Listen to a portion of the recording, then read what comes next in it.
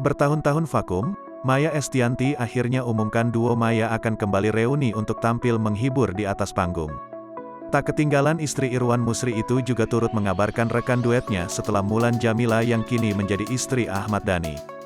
Kiprah Maya Estianty sebagai seorang musisi tampaknya hingga kini tak jua lekang meski ibu L. dan Doel tersebut sudah menginjak usia 46 tahun. Perjalanan Maya dalam mempertahankan grup duonya pun tak berjalan mudah. Beberapa kali ia sempat mengganti rekan duet mulai dari Pinkan Mambo, Mulan Jameela, hingga yang terakhir Mei Chan. Namun setelah beberapa tahun vakum, Maya tiba saja mengumumkan bahwa duo Maya akan segera kembali tampil menghibur. Adapun sosok rekan duet Maya kali ini adalah Mei Chan yang menjadi vokalis terakhir duo Maya sebelum bubar. Memutuskan untuk kembali tampil sebagai duo Maya, rupanya mantan istri Ahmad Dhani tersebut memiliki alasan khusus.